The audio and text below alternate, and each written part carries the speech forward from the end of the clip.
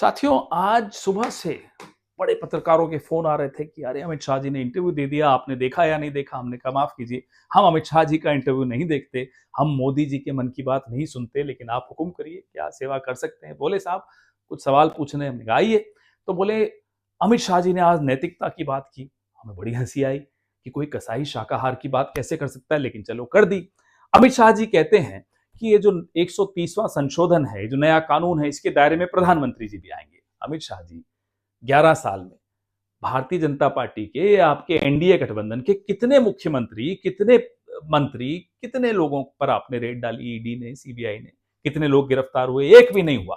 तो अब आप ये क्यों बेवकूफ बना रहे हैं साहब, इसके घेरे में प्रधानमंत्री भी आएंगे। जब एजेंसियां आपकी पालतू एजेंसियां हैं, उनको आप छोड़ देते हो विपक्ष के नेताओं पर, फिर उन नेताओं को गिरफ्तार करते हो, फिर उनके आगे ऑप्शन रखते हो कि आजा मेरी वॉशिंग मशीन में आजा, नहीं तो जेल में पड़े रहो।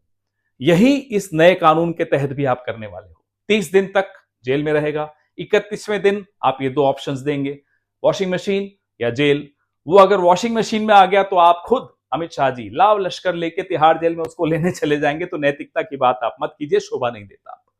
आप कहते हैं कि बीजेपी में नैतिकता के आधार पर, अरे आधार, इस नैतिकता के आधार पर अगर इस्तीफे होते तो क्या पहलगाम के बाद आप इस्तीफा नहीं देते, या पुलवामा के बाद राजनाथ सिंह जी इस्तीफा नहीं देते, या मणिपुर के ऊपर प्रधानमंत्री इस्तीफा नहीं देते।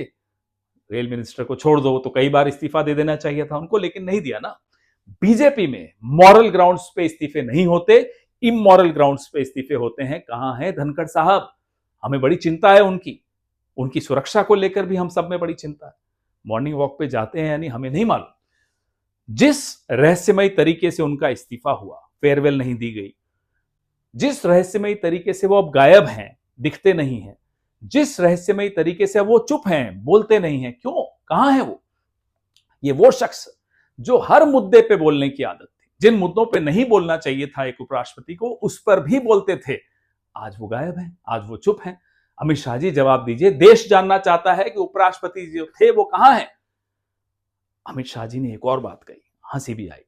कहते हैं साहब कि संघ से आने में क्या बुराई है, देखो मैं भी संघ से हूं, मोदी जी भी संघ से हैं। हुजूर, संघ से आने में यही तो बुराई है। आप और मोदी जी को कोई देख ले तो क्या संघ को अच्छा मानेगा? तो संघ का अगर आप प्रचार करते हो तो कम से कम आप उसके ब्रांड एम्बेसडर मत बनिए, मोदी जी को भी मत बनने दीजिए।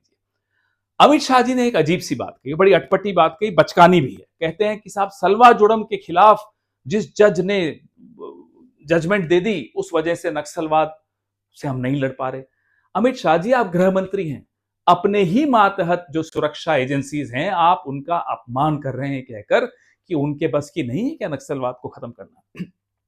इस तरह से एक उपराष्ट्रपति चुनाव में जीतने के लिए आप इतनी बचकानी बात करेंगे। आज कई न्यायाधीशों ने आपको पत्र लिखकर बड़ा रोष जताया है कि इस तरह की बचकानी बात आपको नहीं करनी चाहिए थी।